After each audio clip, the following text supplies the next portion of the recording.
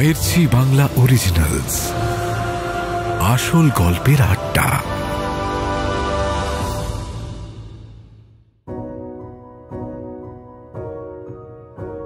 কি হলো, আর কতদিন? হালকা রাগী গলায় প্রশ্নটা শিপনের দিকে ছুঁড়ে দেয় পৃথা। শিপন তখন সবে একটা সিগারেট ধরিয়েছে। পৃথা যাতে এখন ওকে ডিস্টার্ব করতে না পারে তাই ঘরের দরজা জানলা সব আটকে বসেছিল শিপন। তবু কোনো একটা ফাঁক ফোকর পেয়ে দরজা দিয়ে ঘরে ঢুকে পড়েছে পৃথা। পৃথার প্রশ্নে শিপনও রেগে যায়। কটমট চোখে তাকায় পৃথার দিকে। সে বলে, সব কি তোমার হাতের মোয়া নাকি? বলেছি তো সময় লাগবে। পৃথা দাঁত খিঁচিয়ে বলে, অনেক সময় দিয়েছি বাপু, নাই নাই করে 3 মাস হতে চলল, আর হবে না। হয় তুমি জোগাড় করে আনো, নয়তো। কথাটা শেষ না করে লকলকে দৃষ্টি ফেলে শিপনের দিকে তাকায় পৃথা। শিপন অবশ্য এখন পৃথার এইসব তাকানোতে ভয় পায় না। প্রথম প্রথম পেত, উফ সে কি ভয়। এখন সেসব মনে পড়লে বেশ হাসি পায় শিপনের। সেই প্রথম রাত, পৃথার অপার্থিব গর্জন। ভাগ্যিস সেদিন তুমুল বৃষ্টি হচ্ছিল, নয়তো পাড়া প্রতিবেশীদের মধ্যে কেউ না কেউ ঠিক টের পেয়ে যেত। কি কেলেঙ্কারি না হতো তাহলে। শিপন বলল, দেখো এত সহজ নয়, এ তল্লাটে পুলিশ এখন বেশ সজাগ। ঠিকঠাক মতো প্ল্যান পরিকল্পনা না করে এক্ষুনি কিছু করতে গেলে আমি বিপদে পড়ব। শিপনের কথা রেস্টে নেই, মুখ ভ্যাংচায় পৃথা। আমি বিপদে পড়ব? ঠং দেখে বাঁচি না। আমার বেলা তো কত সহজেই হয়ে গেছিল কাজটা, হ্যাঁ? শিপন তাচ্ছিল্যের হাসি হেসে বলল, কারণ তুমি ছিলে একটা আকাঠ মূর্খ। শিপনের মুখে এমন ইনসাল্ট শুনে তেলে বেগুনে জ্বলে ওঠে পৃথা। এই খবরদার, একদম বাজে কথা বলবে না বলে দিচ্ছি, নয়তো কিন্তু। শিপন চেয়ার ছেড়ে উঠে দাঁড়ায়। নয়তো কি করবে তুমি? বলছি তো আমাকে একটু সময় দাও, এনে দিচ্ছি আমি। এত উতলা হওয়ার কিছুই নেই, এখন যাও, আমাকে একটু প্ল্যানটা ভাবতে দাও। আমি এই সপ্তাহের মধ্যে এনে দেবো, যাও। শিপনের শেষ কথাটা শুনে উজ্জ্বল হাসি ফোটে পৃথার মুখে। সত্যি এনে দেবে? তার মানে খুঁজে পেয়ে গেছো? শিপন ঘাড় নাড়ে। হ্যাঁ পেয়েছি, কিন্তু তোমার তো আবার না কুচু স্বভাব, যা তা এনে দিলে তোমার মন ভরবে না। আমি একটাকে পেয়েছি, তোমার মাপকাঠির সঙ্গে মোটামুটি যায়, ওইটাকে আনার ব্যবস্থা করছি। পৃথা তাড়াতাড়ি শিপনের কাছে এসে দাঁড়ায়। কই কই, আমাকে একটু দেখো না। শিপন হাসে, এখন দেখাবো না, একেবারে এনে তারপর যাও, এখন যাও, সন্ধ্যের আগে আমাকে আর ডিস্টার্ব করবে না, যাও। আচ্ছা বলে ঘাড় নেড়ে ঘর থেকে বেরিয়ে যায় পৃথা। পৃথার সঙ্গে কথা বলতে গিয়ে আগের সিগারেটটা হাতেই পুড়ে গেছে শিপনের। সেটাকে অ্যাশট্রেতে ফেলে আরেকটা সিগারেট ধরিয়ে একটা জানলা খুলে চেয়ারে বসে পড়ে শিপন। মাথার মধ্যে তার হাজার রকমের চিন্তা ঘুরছে। এই জানলাটা দিয়ে বেশ বড় একখণ্ড আকাশ দেখা যায়। সাধারণত কলকাতার নিচু তলার কোনো বাড়ির জানলার কপালে এরকম সৌভাগ্য জোটে না। এই বাড়িটার জুটেছে, কারণ এই বাড়ির দক্ষিণ পাশে বহু দূর পর্যন্ত কোনো বাড়ি নেই। আছে একটা মাঠ, আর মাঠ পেরিয়ে পুকুর। আকাশে বেশ মেঘ করেছে আজ, শ্রাবণ মাস। বৃষ্টি না হয়ে আর যায় না। বৃষ্টি নামার আগে একবার স্পট থেকে ঘুরে আসলে মন্দ হতো না, মনে মনে ভাবল শিপন। সত্যি বহুদিন ধরেই পৃথাকে ঝুলিয়ে রেখেছে সে, প্রায় মাস 4 হতে চলল। সেদিনও এরকম মেঘলা ছিল। মনে পড়ে শিপনে। সেদিন বিকেলে নিতান্তই ভালো মানুষের মতো বাইরে বেরিয়েছিল শিপন। কোনো ধরনের কোনো বদ চিন্তা ওর মাথায় ছিল না।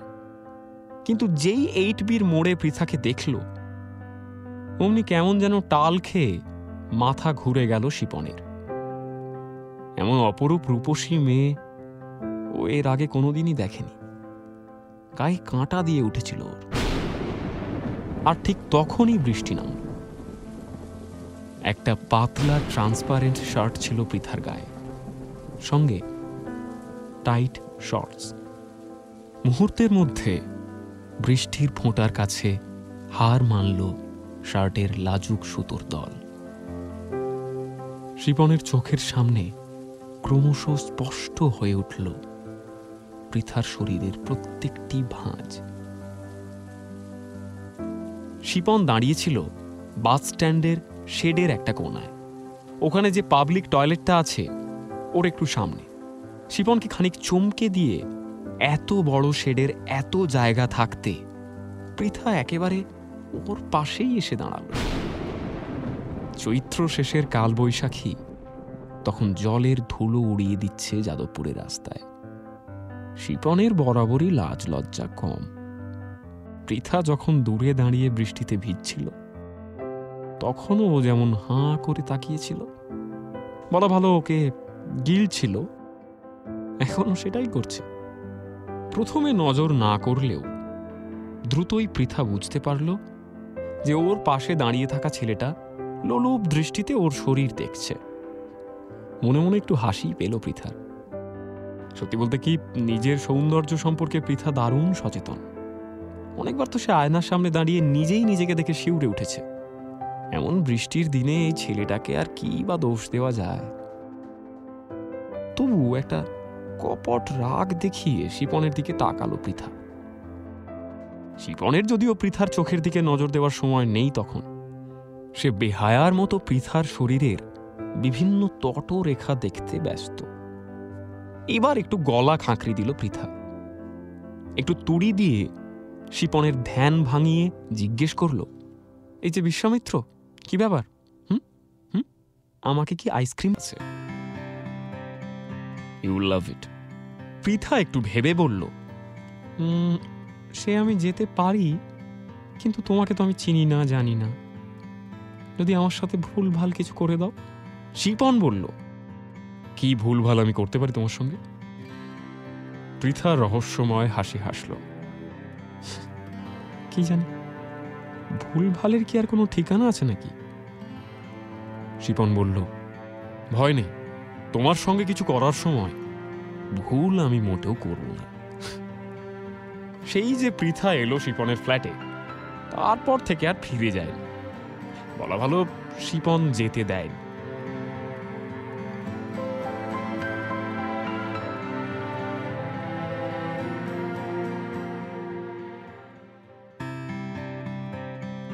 একটা ছাতা নিয়ে বেরিয়ে পড়ে শিপন। আজ বৃষ্টি হবেই, ছাতা সঙ্গে রাখা ভালো। বৃষ্টিতে ভিজতে বড্ড বিরক্ত লাগে শিপনের। রিকশায় 8B পৌঁছে খানিক এদিক ওদিক তাকিয়ে যাদবপুর ইউনিভার্সিটির ক্যাম্পাসের দিকে পা বাড়ায় শিপন। সে যদিও এই ইউনিভার্সিটির ছাত্র না, তবু তার আসা যাওয়া আছেই ক্যাম্পাসে। অনেক চেনা পরিচিতও আছে। দিন দশেক হলো একটা নতুন ছেলের সঙ্গে ওর আলাপ হয়েছে। ওই ছেলেটার সঙ্গেই দেখা করতে যাচ্ছে শিপন। ছেলেটা বেশ নরম সরম, একটু হাবাগোবা গাইয়া টাইপের। পৃথা প্রায়ই বলে, চালাক শেয়ানা ছেলেদের সঙ্গে প্রেম করা গেলেও সংসার করা যায় না। যে ছেলে যত চালাক, সে ছেলে ততই বিরক্তিকর। ছেলে হতে হবে একটু বোকা বোকা। আমি মুখ ভার করলে আমার জন্য বিনা বাক্য ব্যয়ে 10 কিলোমিটার দৌড়ে আসবে। এরকম ছেলে না হলে একসঙ্গে থাকা যায় না। আজ ইউনিভার্সিটি বন্ধ, তাই 2 নম্বর গেট খোলা পাওয়া গেল না।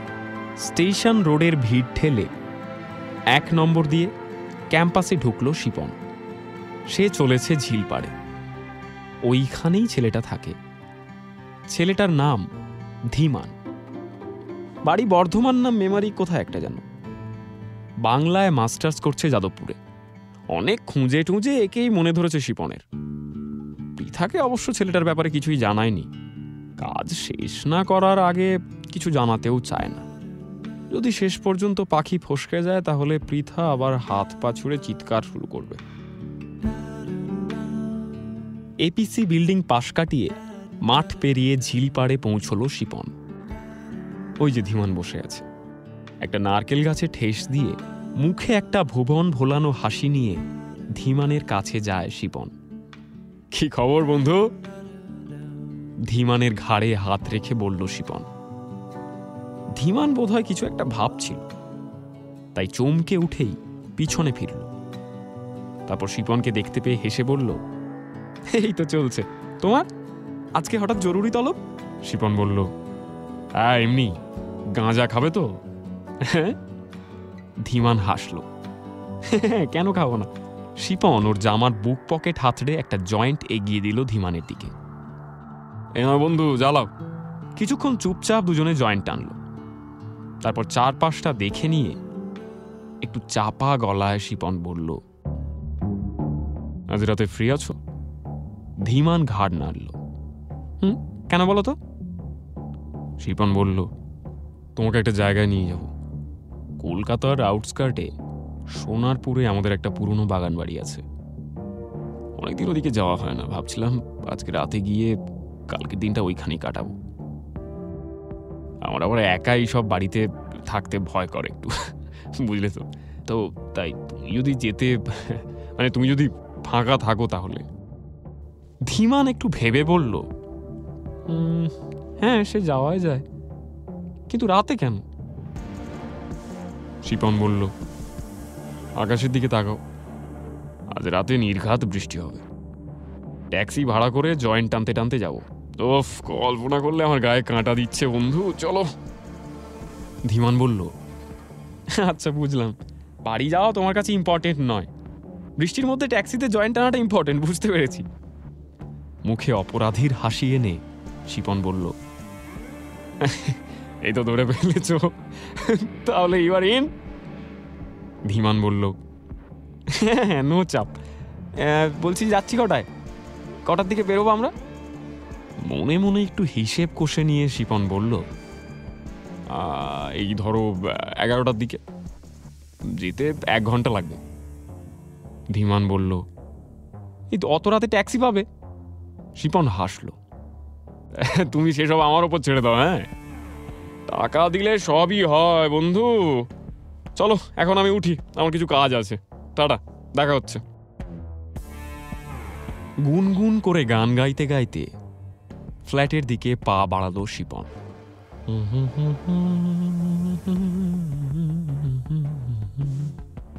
আজ রাতের পর থেকে পৃথার সঙ্গে ওর কোনো সম্পর্কই রইবে না। কথাটা মাথায় আসতেই একই সঙ্গে ভালো খারাপ দুটো অনুভূতিই মাথাছাড়া দিচ্ছিল শিপনের মনে।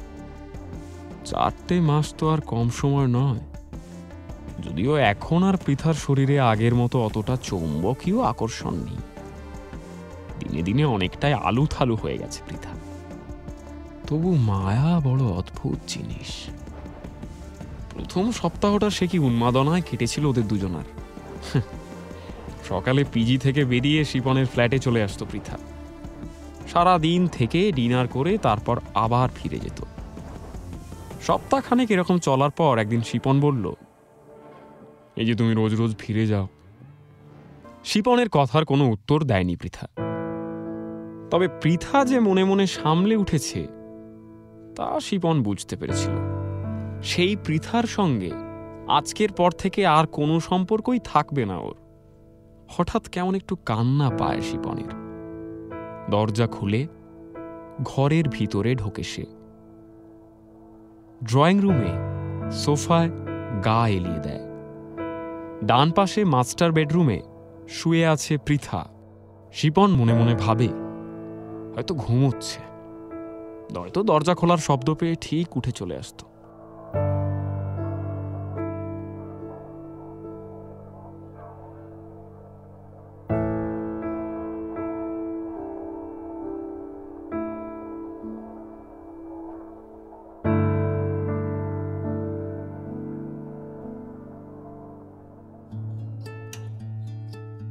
পৃথা পার্মানেন্টলি শিপনের সঙ্গে থাকা শুরু করার সপ্তাহ 2 পর প্রথম ঝগড়া হয় ওদের দুজনের।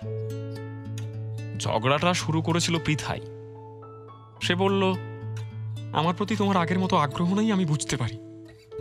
শিপন এই কথার হ্যাঁ না কোনো উত্তরই দেয় না। আর চোখে একবার পৃথার শরীরের দিকে তাকায় সে। যে শরীর দেখে সে বৃষ্টি স্নাত 8বির বাসস্ট্যান্ডে থমকে দাঁড়িয়েছিল, আজ সেই শরীরে সত্যিই কোনো হাতছানি খুঁজে পায় না শিপন। কি হয়ে গেছে পৃথার চোখ মুখ? কেমন বড় শুকিয়ে গেছে, বড্ড বেশি রোগা হয়ে গেছে পৃথা। সেই যে ট্রান্সপারেন্ট শার্ট, দিন কয়েক আগে পৃথাকে ওই শার্টটা পরিয়ে দেখেছিল শিপন। পুরনো সেই হিল্লোল আর নেই পৃথার মধ্যে। পৃথা বলল, বেশ, তোমার যখন আগ্রহ নেই, আমায় অন্য কাউকে এনে দাও। শিপন চমকে উঠে বলল, তা কি করে সম্ভব? পৃথা বলল, খুব সম্ভব। আমাকে যেমন আনতে পেরেছ, আরেকজনকেও পারবে। আমার চাই, তুমি তোমার ইচ্ছে মতো যা চেয়েছ তাই পাচ্ছ। আমারও চাই। এরপর আর কথা বাড়ায়নি শিপন। ঘাড় নেড়ে বলল, বেশ, আমাকে একটু সময় দাও, আমি এনে দেব। অবশেষে আজ সেই সময় এসেছে।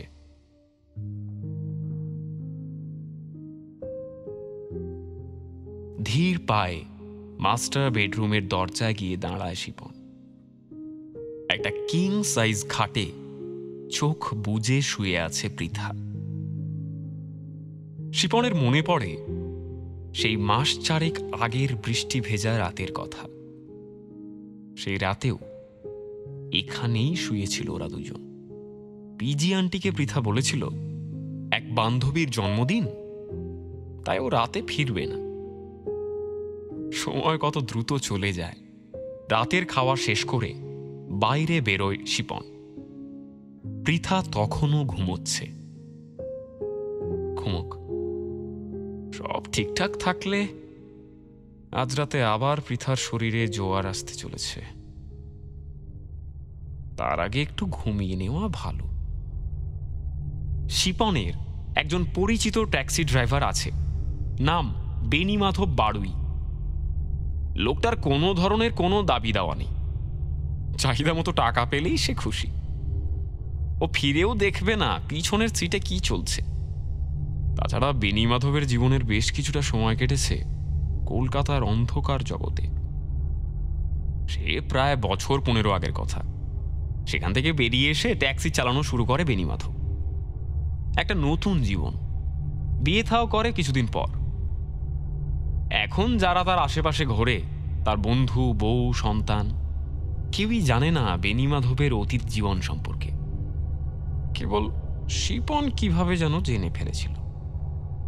বেণীমাধবের মনে একটা চাপা ভয় কাজ করে, যদি কোনোদিন শিপন মুখ খুলে দেয়। তাই সে শিপন কোনো কাজ দিলে চুপচাপ সেটা করে দেয়, কোনোরূপ প্রতিবাদ করে না। আর শিপনও নিজের গোপন কাজকর্মগুলো করার জন্য বেণীমাধবকেই স্মরণ করে। আবার শিপনও এটা জানে যে বেণীমাধব মুখ খুললেই সে শেষ। একেবারে শেয়ানে শেয়ানে কোলাকুলি। পালবাজারের মেস থেকে ধীমানকে যখন ট্যাক্সিতে তুলল শিপন, তখন ঘড়িতে অলরেডি 11:30 বেজে গেছে।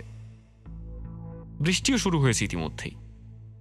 ট্যাক্সিতে উঠে ধীমান বলল, ওফ, সময় পেরিয়ে যাচ্ছে দেখে আমি ভাবলাম যে তুমি আজকে আর আসবে না। আমি শুয়ে পড়তেই যাচ্ছিলাম। শিপন হেসে বলল, কথা যখন দিয়েছি তখন না এসে যাবো গো। হ্যাঁ, ভাই, তবে আলাপ করিয়ে দিই, ইনি হচ্ছেন বেণীমাধবদা, আমার বহু পুরনো পরিচিত লোক। আর বেণীদা, এ হলো ধীমান, এর কথাই তোমাকে বলছিলাম। ধীমান মৃদু স্বরে নমস্কার জানালো বেণীমাধবকে। নমস্কার। শিপন বলল, বেণীদাকে খুঁজতে গিয়ে দেরি হয়ে গেল বুঝলে, নয়তো আগেই চলে আসতাম। গাড়ি সুকান্ত সেতু পেরিয়ে যেতে একটা জয়েন্ট ধীমানের দিকে এগিয়ে দিল শিপন। নাম জ্বালাও, দাঁড়াও, কাঁচগুলো একটু নামিয়ে দিই। হালকা বৃষ্টির ছাড় ঢুকুক, নেশাটা তো তবেই জমবে বন্ধু। নাও, দাঁড়াও। ইএম বাইপাস ধরে হু হু বেগে গাড়ি এগিয়ে চলছে সোনারপুরের পথে। রাস্তাঘাট প্রায় ফাঁকা। সম্ভবত জয়েন্টের নেশাতেই চোখ ঢুলু ঢুলু করে ধীমানের। দ্রুতই চোখ জুড়ে ঘুম নেমে আসে তার। বাইরে থেকে আসা বৃষ্টির ছাঁট ওর ঘুম ঘুম ভাবকে আরো বাড়িয়ে দেয় কয়েক গুণ। তারপর আর কিছুই জানে না ধীমান। পৃথার বেলায় যত সহজ হয়েছিল কাজটা, ধীমানের বেলায় অতটা সহজ হলো না। বেণীমাধব আর শিপন দুজনে মিলে ধরাধরি করে ধীমানকে এনে ড্রয়িং রুমে শুইয়ে দিল। আর চোখে তাকিয়ে শিপন দেখল মাস্টার বেডরুমের দরজা বন্ধ। যাক, ভালোই হলো। বেণীমাধবের সামনে ও দরজা না খোলাই মঙ্গল। কোনরূপ প্রশ্ন না করে নিজের প্রাপ্য টাকা নিয়ে বেরিয়ে গেল বেণীমাধব। ওর গাড়ির আওয়াজ গলির মোড় পেরিয়ে যাওয়ার পর ধীরে সুস্থে বেডরুমের দরজা খুলে পৃথাকে ডাকল শিপন।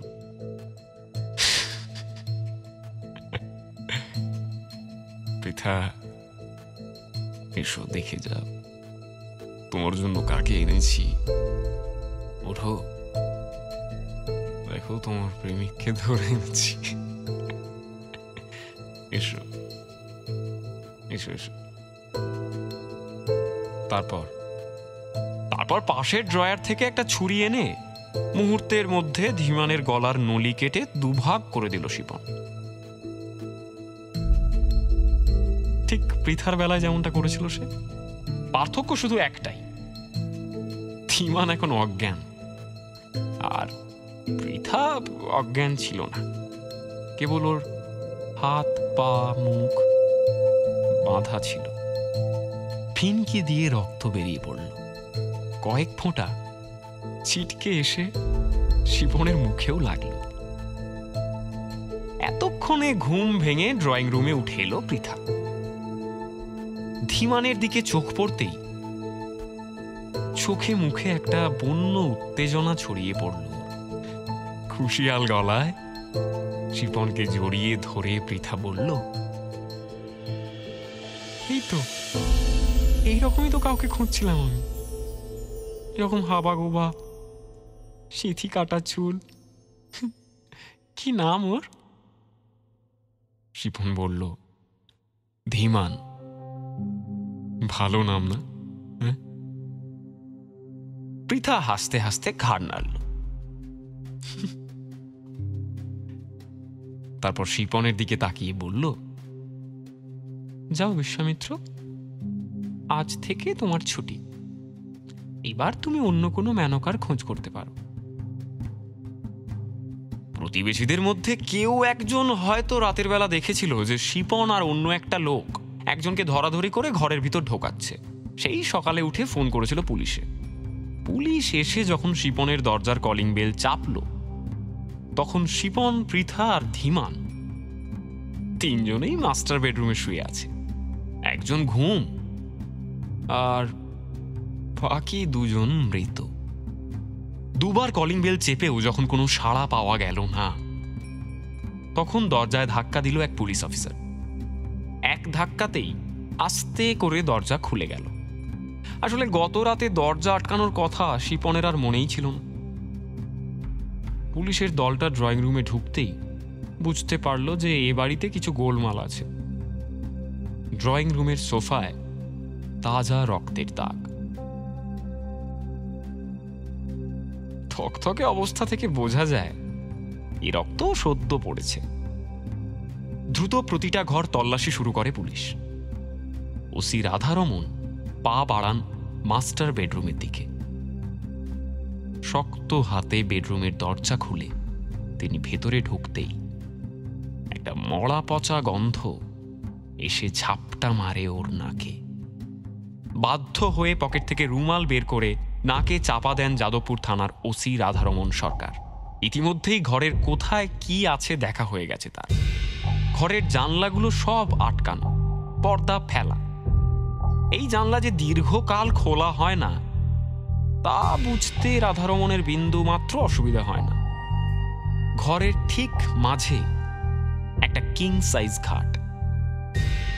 রাধারমন দেখেন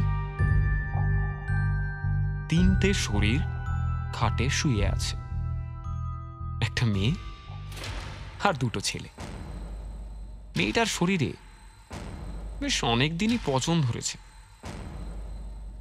জায়গায় জায়গায় মাংস খসে বেরিয়ে পড়েছে হাড়। ঠিক তার পাশে যে ছেলেটা শুয়ে আছে সে সদ্য মৃত, গলা কেটে মারা হয়েছে তাকে। তিনি বুঝতে পারেন ড্রয়িং রুমের সোফায় যে রক্ত লেগে আছে সেটা ওই ছেলেটারই রক্ত। এই দুজনের চেয়ে একটু দূরে খাটের কোণায় শুয়ে আছে একটা তৃতীয় শরীর। এই শরীরটা জীবিত, এই ফ্ল্যাটের ওনার শিপন রায়। একটা পা বালিশে পা তুলে গভীর নিঃশ্বাস ফেলে পরম নিশ্চিন্তে ঘুমোচ্ছে সে, যেন কোথাও কিছুই ঘটেনি। এতগুলো গল্প আপনি শুনলেন। গল্পগুলো শুনে আপনি বিচার করুন যে গল্পগুলো ভূতের নাকি অদ্ভুতের।